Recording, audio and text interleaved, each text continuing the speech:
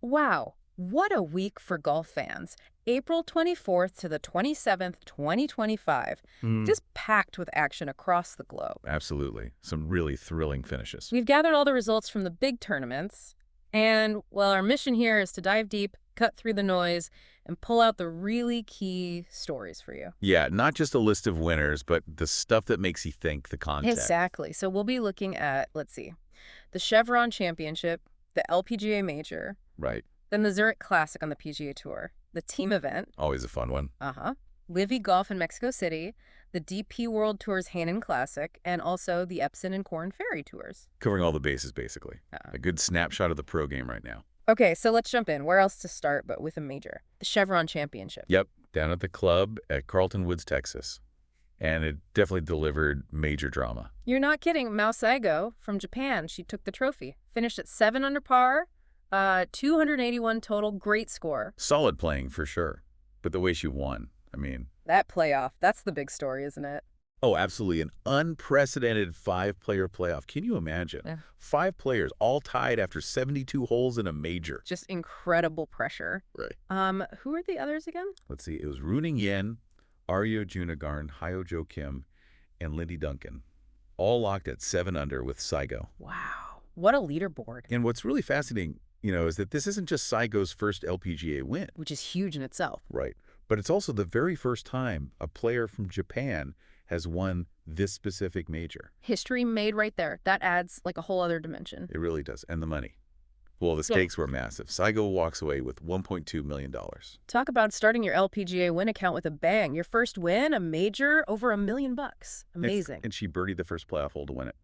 Just clinical under that kind of spotlight. Mhm. Says a lot about her nerve. You have to admire that. Okay, let's switch gears completely down to Louisiana, PGA Tour, the Zurich Classic of New Orleans. Yeah, TPC Louisiana always stands out because it's the team event. Right, that unique format. It's a nice change from the week in, week out individual stroke play. It is. You've got the 4-ball, best ball, Mhm. and then the alternate shot, which really tests the partnership. Different schools involved. Totally. And the pair who handled it best this year, Andrew Novak and Ben Griffin, they finished at a blistering 28 under par. Yeah, they really clicked. Found that team chemistry. But it was close, wasn't it? Super tight at the end. Oh, very close. The Hudgard brothers, Rasmus and Nikolai. Right. And that really high-profile team, Rory McIlroy and Shane Lowry. Both teams finished just one single shot, back at 27 under. Oof, agonizingly close. A lot of eyes were on McIlroy and Lowry, Yeah, obviously. sure, crowd favorites. But Novak and Griffin, they held on. And, similar to Saigo's win, this was a huge moment for them, too. Yeah, how so? Well, it was the first PGA Tour win for both of them, Andrew Novak and Ben Griffin. Their breakthrough moment. Wow, double first-time winners in the same event. That's fantastic. Definitely career-changing. And financially significant, too, over $1.3 million each. Shows you the impact of getting that PGA Tour win. Absolutely massive. Okay, let's jump over the border. LIV Golf, Mexico City Invitational. Club de Golf Chapultepec. Yeah. Always brings a bit of a different vibe, It does. And the individual winner, Joaquin Niemann from Chile. Yep. And what's pretty remarkable there is this is already his third LIV Golf win in 2025. 3 wins already. He is on some kind of tear. Incredible consistency. He really is. Yeah. But he wasn't the only one making headlines individually. Yeah. Lucas Herbert had a day. Oh, yeah. What did he do? Just shot a ridiculous 10 under par 61 in one round. Set a new course record there. Apparently his approach shots were just dialed in. 61. Wow. That's flying. Anyone else notable? Well, Bryson DeChambeau also had a strong week. Finished top 3 individually. Okay. And the team side. Livy always has that team competition running alongside. Right. And Legion 13th took that down.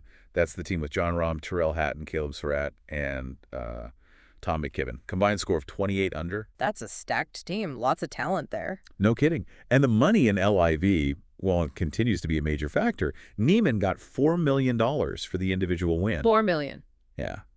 And Herbert, between his second-place finish individually and his team coming second, he banked $3 million. Those are just staggering figures. Wow. There was a bit of drama too, right, with Cam Smith. Yeah, that's right. He had the lead going into the final round, but couldn't quite hold on to it. Just shows you, leading isn't easy. Things can change fast. Especially on Sunday. That pressure is different. Okay, World Tour time. Let's head over to China for the DP World Tour's Hainan Classic. Yep, played at the Blackstone Course, Mission Hills Resort in Haikou. And the winner there? Marco Penge from England. Good, solid win at 17 under par, 271 total. Very solid. He earned it, too. Had Sean Crocker from the U.S. and Christopher Wrighton from Norway chasing him. Both finished 3 shots back at 14 under. So they kept him honest. They did. And for Penge, this was a really big deal, wasn't it? Yeah, tell us about that. It was his first ever victory on the DP World Tour. Clinched it with a final round 67. You can only imagine how good that felt. Huge milestone for him, climbing that ladder. Absolutely. And it was a decent prize fund, too. $2.55 million overall for the event. These wins really matter for guys on the DP World Tour. No doubt. Okay, let's quickly check in on the development tours back in the States. Wow. The Epson Tour, that's the feeder tour for the LPGA. They had the IOA Championship in California. Right, Beaumont, California. And the winner was Brianna Chacon, an American player. Okay. And this was her second win on the Epson Tour. So, showing consistent form, building that resume towards maybe getting her LPGA card. Definitely one to watch. And the Korn Ferry Tour, the path to the PGA Tour. They were in Texas. Arlington, Texas for the Veritex Bank Championship. Johnny Kiefer, another American, took on the title. And let me guess. First win. You got it. Just like Penge, his first victory on the Korn Ferry Tour. A massive step for him chasing that PGA Tour dream. So lots of breakthroughs this week. First-time winners popping up all over. Always great to see. It really is. Adds excitement. Now, just before we wrap up, looking ahead a bit, a couple of ongoing stories. Obviously, Rory McIlroy winning the Masters recently was huge. Monumental win for him. And he was right there in the mix at the Zurich Classic with Lowry. Seems like he's found some serious form. Yeah, the Masters win and then contending straight away in a team event shows his game is sharp and he's clearly hungry for more. Definitely. And another big name, Justin Thomas. He recently got back in the winner's circle at the RBC Heritage after, what, a 3-year gap? Yeah, something like that. It was a long time coming for him. Great to see him win again. That was a popular victory. Suggests maybe he's finding that top gear again, which is exciting. It is. And looking ahead, LIV Golf is off to South Korea next, May 2nd to 4th. Ooh, interesting venue. New market for them. Yeah, it'll be interesting to see how the players handle a different course, different atmosphere. And then, of course, the majors are starting to loom large again, aren't they? They always do. PGA Championship coming up mid-May at Quail Hollow in Charlotte. Very tough. And then the U.S. Open in June at Oakmont. Oakmont, oh boy.